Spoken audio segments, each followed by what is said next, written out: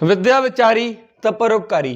देखो जी मैं 200 MCQ की सीरीज चलाई सी मैथ की, यानी कि जो बेस्ट 200 MCQ की सीरीज सी अपनी, उदा मैं पहला पार्ट अपलोड करता सी चैनल पर। हुण मैं अज 200 MCQ जोड़े आप अलग अलग वीडियो कवर करने हैं। पहले पार्ट के मैं कुछ MCQ कवर किए, यानी कुछ ऐसे मैथ के क्वेश्चन जो बहुत हद तक एक्सपैक्टेड ने कांस्टेबल पेपर के, तो जो अगला जेल वार्डर का पेपर भी आ रहा है वो भी पूरे चांसिस ने इन्होंने क्वेश्चन बनने के, बिकॉज इन्होंने मैं कंसैप्ट भी समझाना।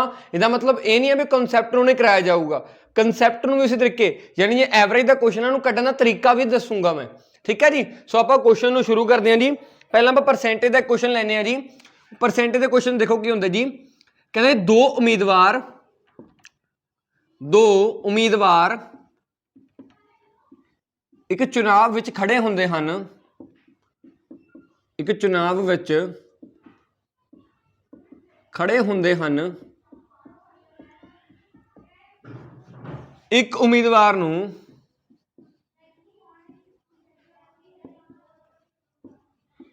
60% वोटां पैंदियां हन।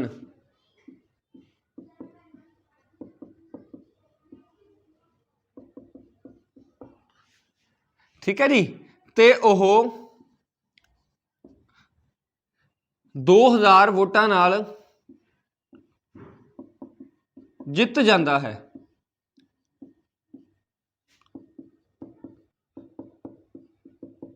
चुनाव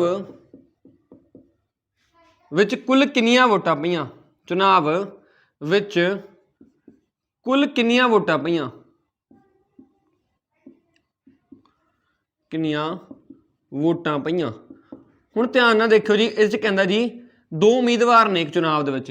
ठीक है, एक चुनाव है। तो मैं गल पहला ही सिखाई सी, परसेंटेज के क्वेश्चन के मोस्टली हर चीज़ को एक्स ना मन के 100 मन्निया जा सकता, 100 मन्निया जा सकता जी। ठीक है जी। आप देखते हैं आप 100 किवें मनांगे जी। पहला क्वेश्चन की कह रहा है, दो उम्मीदवार ने, दो बंदे ने चुनाव च खड़े होंगे हैं जी। ठीक है जी। एक नूं 60% वोटां पैंदियां जी, तो 2000 वोटां जित जाता, यानी बहुमत नाल जित जाता है। तो पुछ रहे हैं कुल वोटां कितनियां जिहड़ियां पईयां ने जी। हुण देखो इस क्वेश्चन दे विच मैं एक चीज़ मान लेना, चुनाव जिन्नियां भी वोटां पईयां होणियां वो अपने आप 100% होणगियां, यानी चुनाव दे विच 100% वोटां पईयां होणियां। आप इस गल नूं मन सकते हैं अपने वालों जी। ठीक है जी। कहता जी जो जितने वाला उम्मीदवार है उन्होंने 60% वोटां पईयां, डन जी। तो इसका मतलब कि जो हारिया होगा उन्होंने कितनी % वोटां पईयां होणियां जी, 40। ठीक है ना, 60% जितने वाले नूं, 40 हारन वाले नूं। गल क्लीयर है जी। कहता जी जो जितने वाला उम्मीदवार है 2000 वोटां नाल जितया, यानी कि हुण तुहानूं इन्नी गल पता है हारन वाले तो 2000 वोटां नाल जितया, वध वोटां नाल जितया, बहुमत नाल जितया। एक गल क्लीयर होंदी है, आपां उहनां डिफरेंस मान सकते हैं वोटां, ये डिफरेंस ही एक तरीके का। देखो एक गल यही कह रहा भी जितने वाले 2000 वोटां वध पईयां, हारन वाले नूं 2000 वोटां घट पईयां, गल आही है। ठीक है जी। 2000 वोटां का डिफरेंस है दोनों का। ठीक है जी। तो देख लो परसेंटेज कितना डिफरेंस आ रहा है, 20% का, यानी कि मोटी मोटी जी गल है 20% वोटां जितने वाले वध पईयां, तो 20% वोटां जिहड़ियां 2000 के बराबर ने जी। यही गल वो कह रहा है भी 2000 वोटां जिते है। ठीक है ना, 20% बराबर है जी 2000 के। आप इत्थों की 1 यूनिट की यानी 1% की वैल्यू कट लवांगे जी। किवें आप 2000 के थले नूं 20 लै जाएंगे जी, 1 की वैल्यू आ जाऊगी, ये 20 थले चल जूगा जी, 1 की वैल्यू आ जाऊगी, आ 0 कट गया जी, आ 100 की वैल्यू आ गई, 100 आ गया जी। 1% के बराबर आ गया, 100 के बराबर आ गया 1% जी। तो पूछ रहा जी कुल कितनियां वोटां हैगियां जी, तो 100% वोटां ने, 1% की वैल्यू तो कढ़ ली जी 100 जी। तो हुण 100% की कढ़नी है, 100 मल्टीप्लाई 100 तो कुल 10,000 वोटां पईयां जी चुनाव दे विच। सिंपल जी गल है, क्लीयर है। जितने वाले 60%, हार वाले 40%, 20% उन्होंने दोनों का जो डिफरेंस आ गया वो बराबर है 2000 के। 1 यूनिट की वैल्यू कट ली 100। ठीक है जी। तो आपको 100% की पूछ रहा है, तो 100 मल्टीप्लाई 100, 10,000 वोटां जिहड़ियां पूरे चुनाव दे विच पैंदियां जी। ठीक है, क्लीयर है गल। तुसीं पॉज करके क्वेश्चन उतार लेना जी, बिकॉज मैं क्वेश्चन जो अगे लाई जाऊँगा, मैं क्वेश्चन लिए शायद इन्ना टाइम नहीं दे पाऊंगा। सो पॉज करो वीडियो नूं, क्वेश्चन उतारो, क्वेश्चन नूं समझ नहीं आता कोई दिक्कत वाली गल नहीं, एंड च मैं अपना नंबर दे दूंगा, तुसीं कॉल कर लियो। कई बार व्हाट्सएप से रिप्लाई नहीं हो पाता, प्लीज़ कॉल करके पूछ लिया करो। ठीक है जी। अगे क्वेश्चन देखियो जी, किसी बंदे दी, सैकेंड क्वेश्चन है इहदा, किसी बंदे दी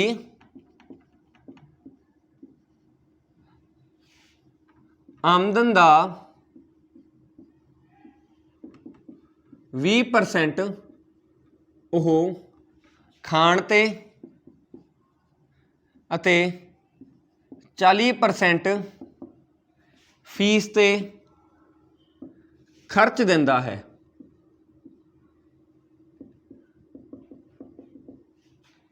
ਤੇ ਉਸ ਕੋਲ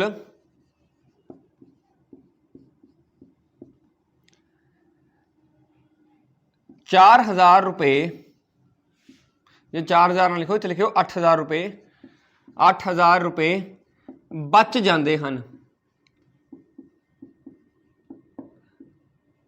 ਹਨ ਤਾਂ ਉਸ ਦੀ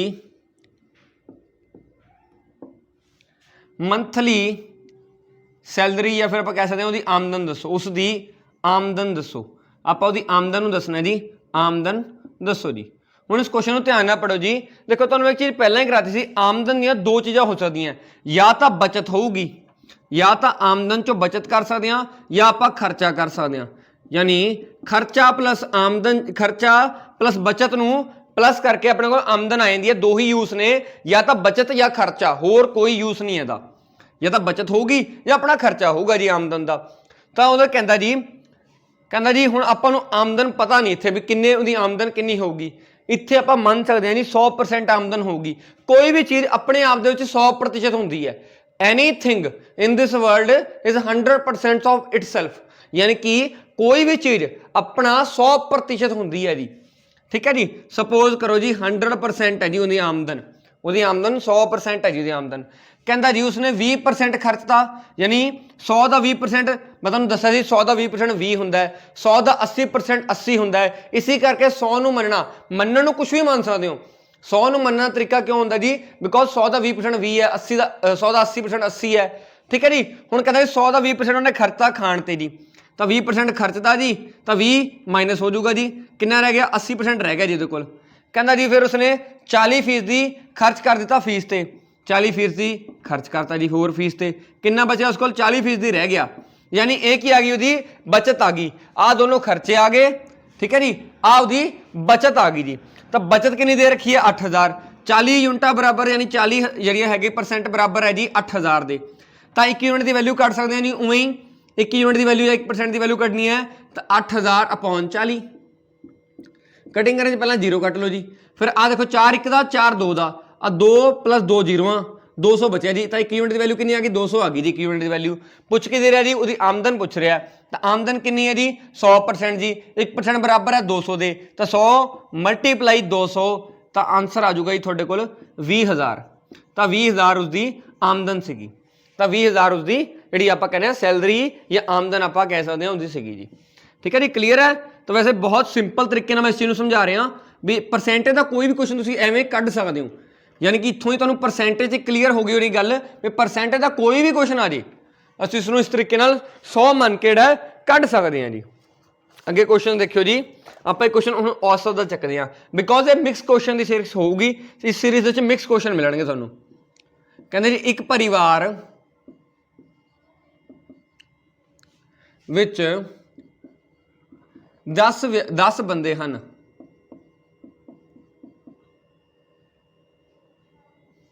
3 लोगों की उम्र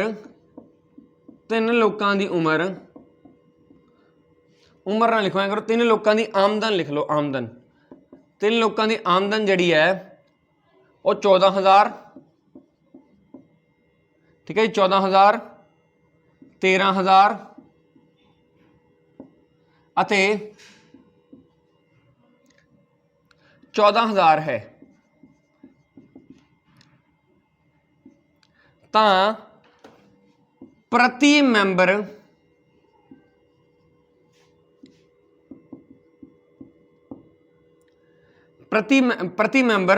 औसतन आमदन दसो। हुण देखो सिंपल का क्वेश्चन है, ऐ कह रहे जी भी किसी परिवार 10 बंदे हैं पर कमाने लिए 3 बंदे ही ने, पर जोड़े कमाते हैं वो 3 बंदे ने सिर्फ। समझ लो जी भी 10 बंदे हो 3 बंदे कमाते हैं जी। तो कहता आप प्रति मैंबर की औसतन आमदन दसनी है भी 10 च वंड दो 3 बंद की। सिंपल जी गल है। औसत का मतलब होंगे जी भी हर बंदे दे विच औसत डिवाइड कर दो, हर बंदे जो भी अपने कोल हैगा उन्हें औसतन हर बंदे डिवाइड कर दो जी। सिंपल जी गल है जी, 10 बंदे डिवाइड करना है 3 बंदों की इनकम एवं समझ लो, तो की होगा जी 14,000 प्लस 13,000 प्लस 14,000, यानी तीनों बंदों की पहला सैलरी प्लस कर लो है कि जी, तो प्लस कर लेना जी, तेरे को इतने आ जाऊगा 14, 28 तो अब थोड़े को 28 31 तो 41,000 रुपया आता जी मेरे को, ठीक है जी। तो 41,000 रुपये तक इतने आ गया जी। 41,000 रुपये की आ गया, ये तीनों बंदियां दी जी तुहाडी औसत आ गई, यानी औसत नहीं आई सॉरी, ये तीनों बंदियां दी इनकम आ गई, पूरी इनकम आ गई, यानी घर की टोटल इनकम आ गई 41,000 रुपये पूरा घर के आता जी, यानी घर में 41,000 रुपया कमा के आता हर महीने जी। हुण इनू कह रहे जी 10 बंदे ने वंड दो जी, तो सिंपल जी गल है 10 बंदे ने वंड दो, 41,000 डिवाइडेड बाय 10, ये 10 थले क्यों लिखा, ये 10 च वंडना तो यानी 10 की औसत निकलू जी, एवं जी 0 0 कट दो तो अंश तक आ गया जी 4100, तो 4100 रुपये समझो जी हर बंदा कमा रहा है। एवं कह रहा भी जी इनकम है जी 3 बंदे कमा रहे हैं उन्होंने 10 बंद वंड दो, तो सिंपल जी गल है जिन्ने बंदे ने जिन्नी इनकम है उन्होंने उन्ने बंदे डिवाइड कर दो, तुहाडे कोल आंसर जिहड़ा वो आ जाऊगा। तुसीं पॉज करके इसनूं भी जिहड़ा उतार सकते हो क्वेश्चन नूं, ठीक है ना जी। तुहानूं पेपर दे विच इहो जिहे ही क्वेश्चन देखने को मिलणगे, बिकॉज पेपर का लैवल उन्होंने इन्ना हार्ड नहीं करना। मैं कोशिश करियो अपनी कैलकुलेशन जी सही रखियो, ठीक है ना। टेबल्स वगैरह तुहानूं आने चाहिए ने, स्केयर्स वगैरह क्यूब्स वगैरह वो तुहानूं याद होने चाहिए, तां ही तुहाडा जिहड़ा पेपर है वो तुहानूं सौखा लगूगा जी, नहीं तुहानूं थोड़ियां दिक्कतां विच आ सकदियां ने। मैं अगे क्वेश्चन फरदर चकदा नहीं। 3 नंबर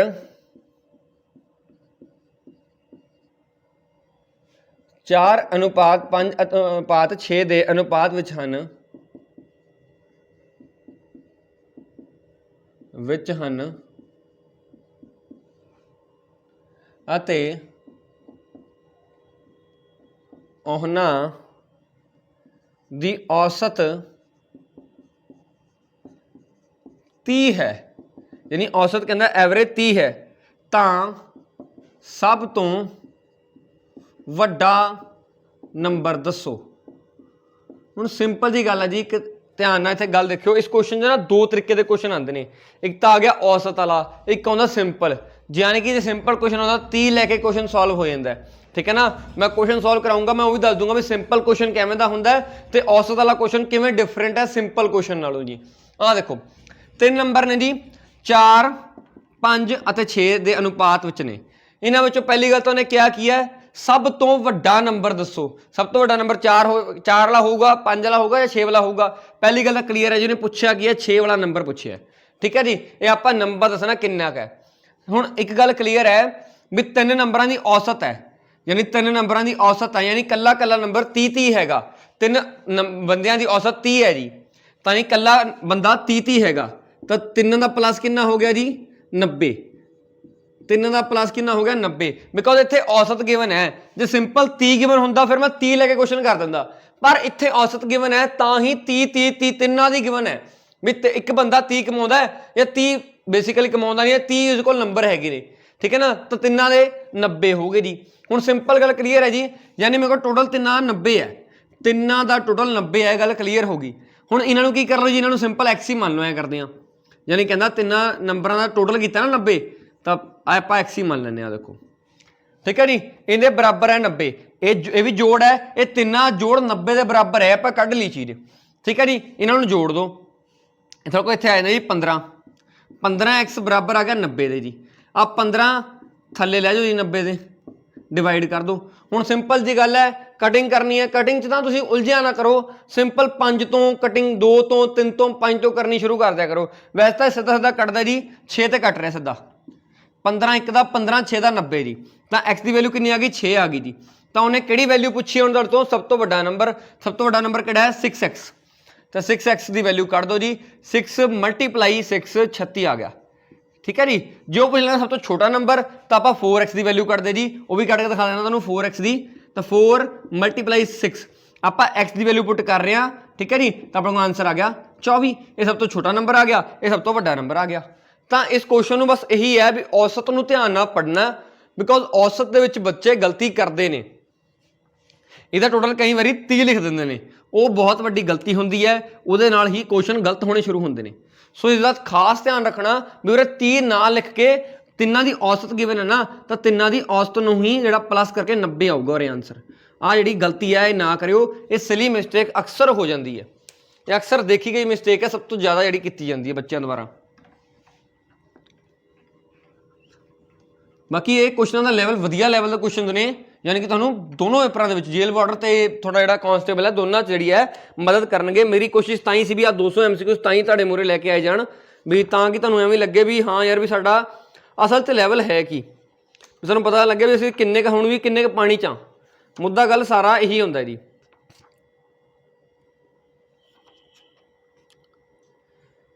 ਅੱਗੇ ਕੁਐਸਚਨ ਕਰ ਲੈਂਦੇ ਜੀ।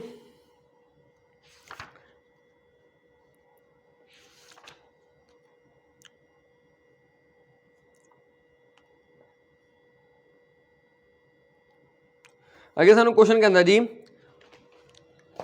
ਕੁਐਸਚਨ ਕਹਿੰਦਾ ਜੇ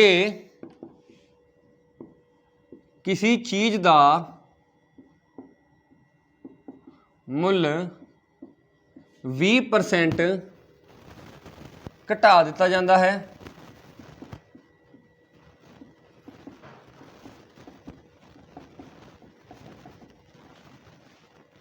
किसी चीज़ का रेट लिख लो, मुल ना लिख के रेट लिख लो रे, फिर 20% वधा दिता जाता है